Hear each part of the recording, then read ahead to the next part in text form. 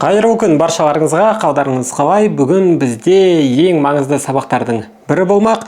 Бүгін біз сіздермен 70-тен аса жасанды интеллекттің барлығын бір телефонның көмегімен қолдануды үйренетін боламыз. Бұның бәрі бізде бір сервистің ішінде ғана болады. Мінеки ең алғашқы кезекте бізге істеу керек нәрсе. Мен сізге обученияға берген сілтеме арқылы кіресіз. Яғни мінеки https syntax AI bot деген сілтеме тұрады.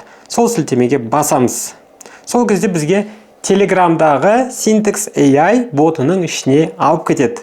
Сөйтіп біз бұл жерде кіріп бастаймыз. Өзіңізге ұнаған тіліңізді таңдайсыз. Тілді таңдап болғаннан кейін біз осы жерде жұмыс жасап бастасақ болады. Яғни бүкіл жасанды интеллекттің барлығы қазіргі кезде осы Telegram боттың ішінде бір ғана телефонмен ашып көріп, жұмыс жасауға керемет мүмкіндік бар. Осыны енді сіздермен қолданып бастаймыз. Алғашында жұмыс жасап бастауымыз үшін бізге тариф керек болады. Ол бойынша еш уайымдамасаңыздар болады, себебі тарифтер өте тиімді, қолжетімді, өте арзан бағада беріліп басталады. Қазір біз сіздермен осының бәрін талдаймыз. Енді Syntax AI Telegram ботына мінеки кірдік па, осы жерден шығамыз да syntax.ai сайтына өтуіміз керек. Мінеки менде сайт бар, сілтемесі сіздерде тура жаңағы видеоның астында тұр. Мен мына жерге поискқа браузер арқылы кірем. Мына жерде политика использования файлов куки деп тұр, принятты басамыз. Оң жақта бұрышында үстінде войти деп тұрады. Войти-ні басамыз. Осы жерде маңызды сәт, өте маңызды нәрсе Телеграмды таңдауымыз керек. Войти в систему Telegram дейді. Мінеки осы жерде сұрайды, Телеграмға кіріңіз деп. Открыть, Телеграмды басамыз. Открытті басамыз, стартты басты. Сөйтіп бізде мінеки Телеграмның ішіне кірген болатын. Енді жаңағы сайтымызға ораламыз.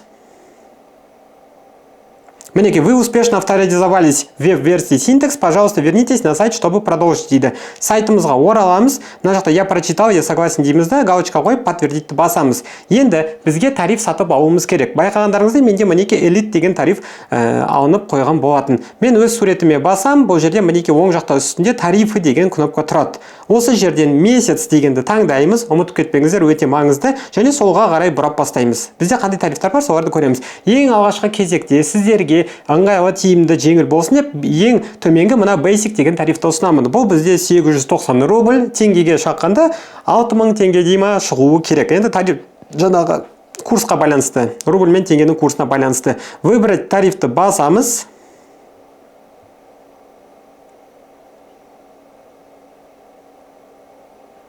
Менде тариф алынып қойған, сол үшін мен бұл жерде сіздерге бұл нәрсені көрсетпеймін. Мен сіздерге қазір басқа видеоны қосып қоямын. Яғни выбрать тарифті басасыздар, сол жерде Россия карты деп тұрған жерді таңдап, Европа, Азияны таңдайсыздар.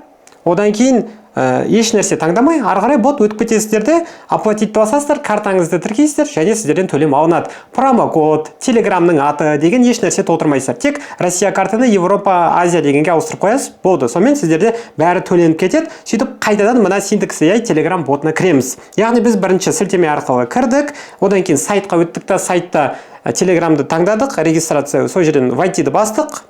Сайттан тариф сатып алдық та, Telegram боттың ішіне қайтып оралдық. Неге тарифті Telegram боттың ішінен алуға болмайды? Себебі бұл жерде Telegramның жұлдыздарымен төлеу керек болады, яғни ішкі валютасымен, ал ол кішкене қымбаттау түседі, ол ыңғайсыз. Бұл жерде 5-6 мың теңгелік тарифті 11 мыңға алып кетесіздер. Сол үшін сайттан 890 рубльға алған тиімді. Болды, мінеки Telegramымызға оралдық, және осы жерден жұмыс жасап бастаймыз. Астында тұрған 4 нүктені басамыз. Міне көріп отырсыздар, біріншісінде профиль деп тұрады, GPTs, Audio-CE, Design-CE, видео будущего дейді, қалғандары әзірше маңызды емес. Қараңыздар, GPT-ға кіретін болсаңыздар, бұл жерде мінеки ChatGPT, Cloud, Gemini, не бар, DeepSeek бәрін қолдана аласыздар. Ол үшін мінеки управление дегенді басасыздар. Осы жерден керек модельдеріңізді таңдап қолдана аласыздар. Яғни ChatGPT бұдан кейін керек емес, осы боттың ішіне сіздер қолдана бересіздер. Бірінші кезекте кеттік. Енді артқа қарай ораламыз, главный менюді басамыз.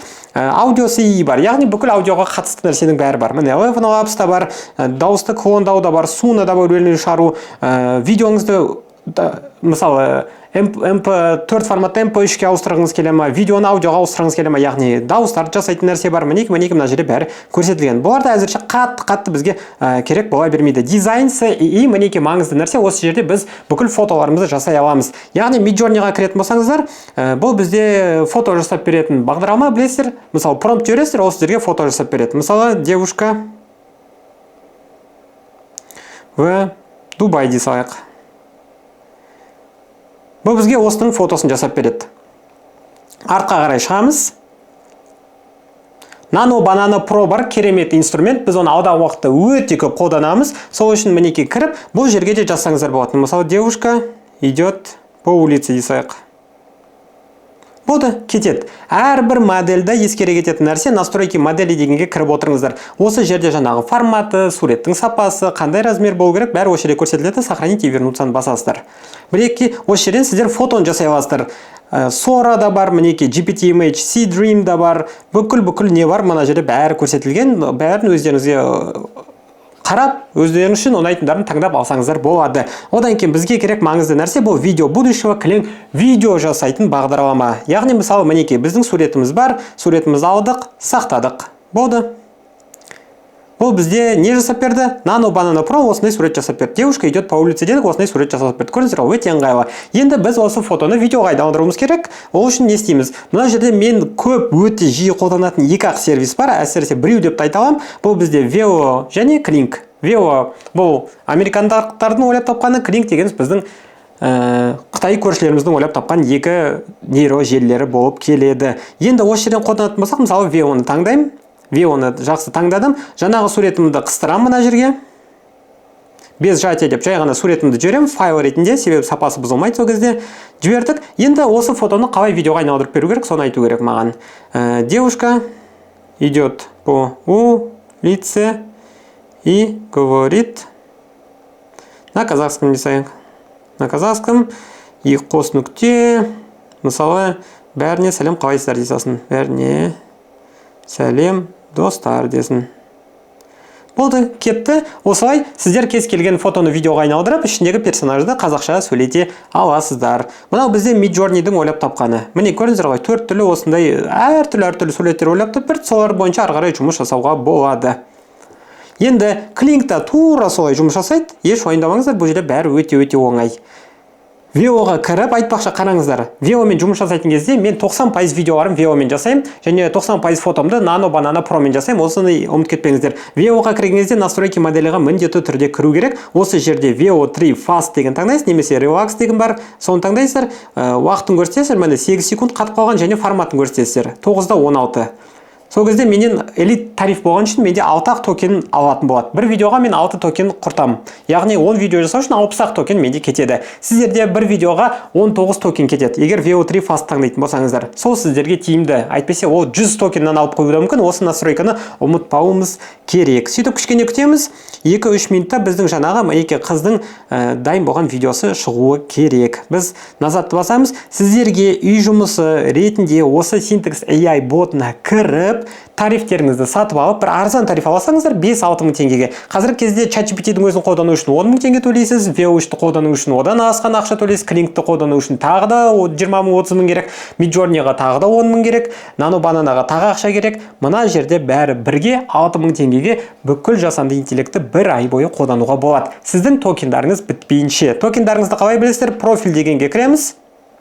Осы жерде бұрышта сол жақта үстінде сіздің мінекей токендарыңыз жазылып тұрады. Менде 4900 токен бар. Сөйтіп мен оларда қолдана аламын.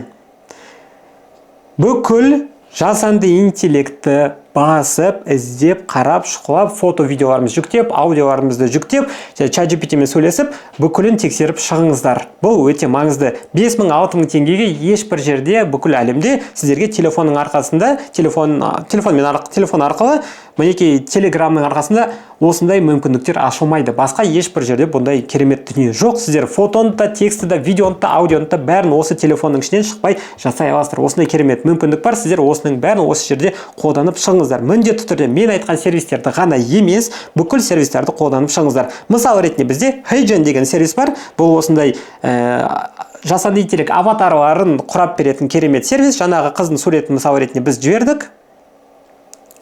Және бұл бізде енді аудио сұрайды. Аудио айтуымыз керек. Бәріне сәлем, достар, қалайсыздар?